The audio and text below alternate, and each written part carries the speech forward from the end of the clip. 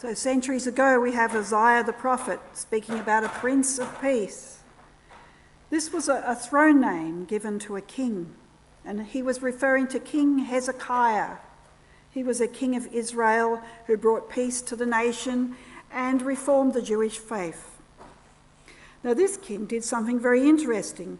He built a long tunnel under the walls of the city of Jerusalem, which began outside the city walls at a spring and went underneath the city all the way to the middle of the city where there was the pool of Siloam, and that's where people got their water. And it's still there today. It looks like a cave, and it's got columns holding up the roof, and there's this pool of water there. Now, during the long sieges, when the Philistines were trying to take the city and it was under attack and in lockdown, this was the main water supply. Now, I've been to this tunnel. A friend and I bargained with some Palestinian youths and borrowed their torches and hoped that there was enough battery in them, and walked through this tunnel. We went down some stairs, and then we walked through water up to our waist, and the roof was about that high and it was about that wide. And it's solid rock, so don't ask me how they managed to, make this tunnel. They must have done it bit by bit. Anyway, it was pitch dark, and so we were walking around, and sometimes it would go around corners and around big boulders and that, and it took about an hour to get through it, maybe longer. Sometimes the water was about that high, but it was good. We came out at the pool of Siloam, and it was quite an experience to go through it. So there was light at the end of the tunnel, and I've pondered about the pool of Siloam. That's where Jesus healed a blind man. It reminds me of what it probably has been like going through COVID-19 and lockdown. It's a bit like travelling through the darkness and hoping there's light at the end of the tunnel, and hoping that we'd reach the end of lockdowns. But at the same time, the experience of lockdown has opened our eyes to what counts most in life, and that's our relationships with God and our loved ones and our homes. And of course, centuries later, Isaiah's prophecy pointed towards the birth of Jesus, the Prince of Peace, Emmanuel, God with us. And I've got an image of the Star of Bethlehem above the little tiny cave where Jesus was born. It wasn't actually a house, it was underneath a house, a cave used for livestock. So, there's been a lot of talk about the Star of Bethlehem. I'll say some more in a minute. Now, Jill gave, and Centre 81 team gave me this tea towel you can hold. Anyway, there it is with I'll just hold it up for a minute, and it's on the screen, but it's got Silent Night, which that turned out to be a very interesting experience for me, going and recording a prayer in the middle of Silent Night. But it's also got the Bethlehem Star, and it's got the wise men journeying to Bethlehem following that star. So why I like this is because, it seems like the miracle of Christmas this year is that God has returned to our homes, that we're going to celebrate tomorrow in our homes. That happened 2,000 years ago, or a bit over 2,000 years ago. The church started in people's homes. So this symbolises our homes, like we've spent a lot of time in them this year. So the Bethlehem Star, the newspapers were, a couple of days ago, they were full of news about the great conjunction between Saturn and Jupiter, and talk about maybe that's what the wise men saw all those centuries ago. And so they named it the Bethlehem Star. And I guess what the world needs now, more than anything else, is hope. And so what a gift the Star of Bethlehem has become for Christians throughout the world. There's 2 billion Christians or more throughout the world, and they could all, if they went out on the 20th or the 21st, would have been able to see it. I went out there. It was quite bright. I saw it on the 20th, the day before the storms. It was good. When I stand under a starlit sky, I don't know if you've ever been outdoors in the middle of nowhere and looked up at the Milky Way and the falling stars, and it's very beautiful. Sorry, my throat's dry. I'm not used to talking like this.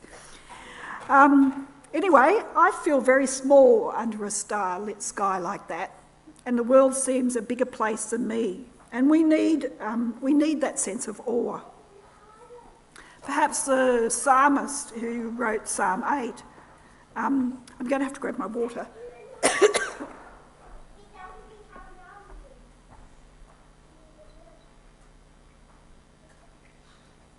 think it's from singing with masks.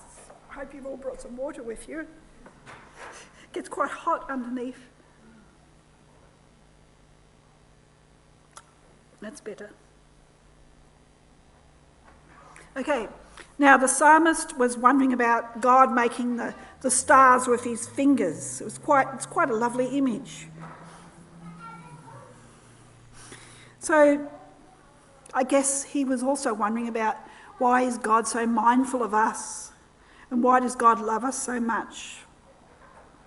So next time you're out under a starlit sky in the middle of nowhere, ponder on how much God loves you. And especially since we got the Bethlehem star this Christmas for the first time probably in thousands of years at Christmas time. Normally it's just in the middle of the year. So it leaves us wondering about God's perfect timing and arrangement of the stars when we have this star of hope return into our lives. So light is very important for our survival. Without it, we'd be lost in the dark. That's why I told the story about using the torches going through the tunnel and looking for the light at the end of the tunnel. Because we have God in Jesus who came to be amongst us and become our Prince of Peace, filling our frightened hearts, especially during COVID lockdowns, with a sense of peace that's beyond our understanding and comprehension, and ordering our lives where God, if we pray to God, God will take our burdens from us or make them lighter. That's the promise, one by one, until we can experience this grace that God offers us, a sense of peace in our hearts that's beyond our comprehension. You know, in Revelations, Jesus is called the morning star. He's also called the light of the world. So he lights our way. And he leads us, and he will lead us out of the gloominess of lockdown back into the light. So I hope you all have a very joyful time tomorrow. I'm just going to have some more water. Oh, this is...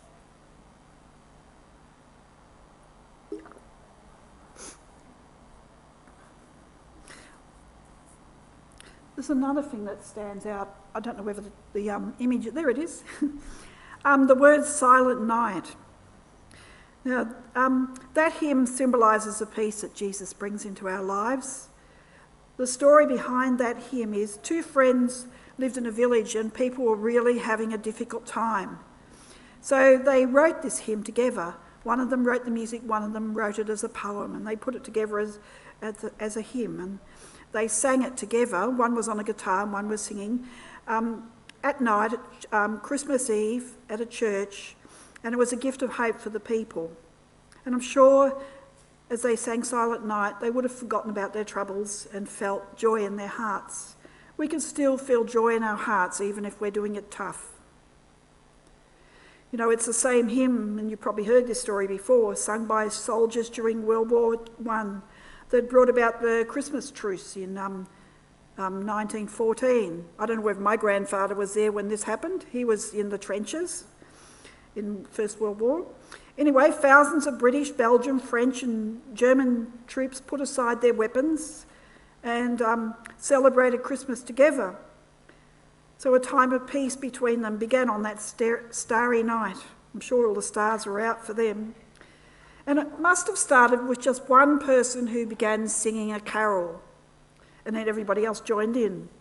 So it only takes one person to start the movement towards peace or bring others peace. Just one person and then everyone joins in. It's quite contagious.